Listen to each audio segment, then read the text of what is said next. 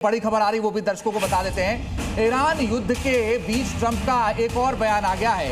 Iran की किल list में number 1 पर हूं, ये ट्रंप खुद को बता रहे हैं, कह रहे हैं ईरान की हिट लिस्ट में नंबर 1 पर हूं मैं, और एक के बाद एक पलटवार लगातार आ रहा है। तो ईरान युद्ध के बीच में डोनाल्ड ट्रंप ने ये बड़ा स्टेटमेंट दिया है। सिवाज सर, सैन्य ताकत कितनी ज्यादा बढ़ती हुई नजर आएगी, इसका जवाब मैं लूंगी, और क्या B2 बॉम्बर्स का इस्तेमाल करेंगे? सिवाज सर, ये अभी डोनाल्ड ट्रंप का ये पूरा स्टेटमेंट आया है, किल लिस्ट में नंबर 1 पर मैं हूं, क्या मायने इसके?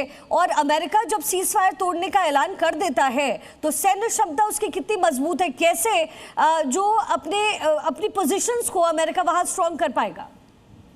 देखो, एक चीज माननी पड़े शिखा, ये जो अभी मेमोरेंडम ऑफ अंडरस्टैंडिंग साइन हुआ है, तो इसको तोड़ अमेरिका ने नहीं है।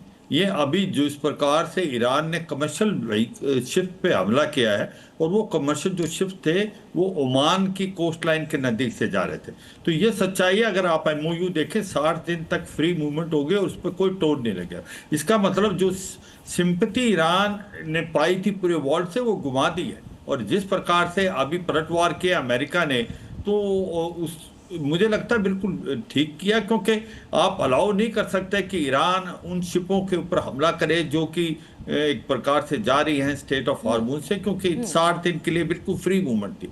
अब बात आती है, क्या ये लड़ाई दोबारा स्टार्ट हो सकती है? बिल्कुल नहीं होगी। ये देखो, अभी वॉलेटाइल सिचुएशन जैसे हो सकती है, एक दूसरे से फायर होगा।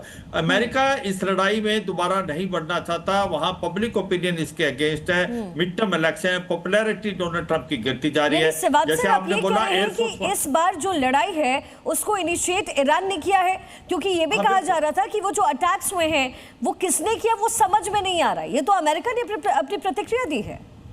देखो, बहुत एक सिंपल बात है, ईरान को लगता है कि ये जो एसिमेट्रिक वारफेयर उसने लड़ा है, कि दो चीजें उसको मिल गई है। एक तो स्टेट ऑफ हार्मूज को बंद कर सकते हैं, वो पूरे वर्ल्ड की इकोनॉमी को डगमगा सकते हैं, और दूसरा जो खाड़ी के देश हैं वहां पर जो भी मिलिट्री बेसिस हैं उन पे हमला करके इनके एनर्जी सेक्टर के ऊपर काफी नुकसान डाल सकते हैं। तो ये जो अब हुआ है, ये अनफॉर्चुनेटली ईरान ने किया है, ना कि अमेरिका ने। और अमेरिका लड़ाई नहीं करेगा। देखो, लड़ाई करना नहीं चाहता, लेकिन सीज फायर तोड़ना जरूरी हो गया। कहीं ना कहीं नाटो देश की एक साथ एकजुटता भी इसकी खास वजह हो सकती है कि अमेरिका ये स्टेप ले पाए।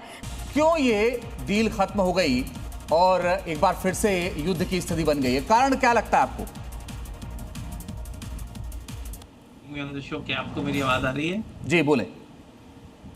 हाँ जी, देखिए, अभी जो ईरान का लेटेस्ट जो स्टैंड था कि उन्होंने जो हरमुज में अपना ट्रैक, जो मिडल एरिया था जहां से ज्यादातर जहाज पास होते हैं, वहां पे बहुत माइंस हैं, उनको खुद ही नहीं पता कहाँ है, और यूएस भी उस एरिया को टोटली सिक्योर नहीं कर पाया।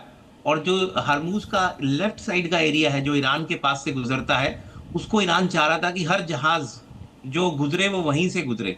लेकिन इसके ऑपोजिट में जो कतर का एरिया है, उसका जो एरिया था, वहां से कुछ जहाजों ने गुजरने की कोशिश कल की। उसके बाद ईरान ने वार्निंग दी कि हमारे एरिया से निकलिए, वो गुजरे वहां से। उसके बावजूद भी कुछ एक जहाज कतर के एरिया से, जो कतर के वाटर्स में आता है, वहां से गुजरे।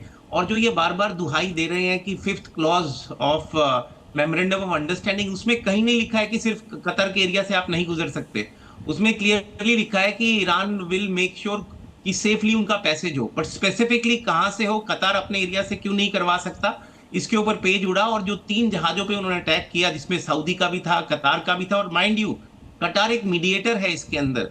और ईरान के according to sources relationship Pakistan के मुकाबले बहुत कहीं बेटर है कतार से।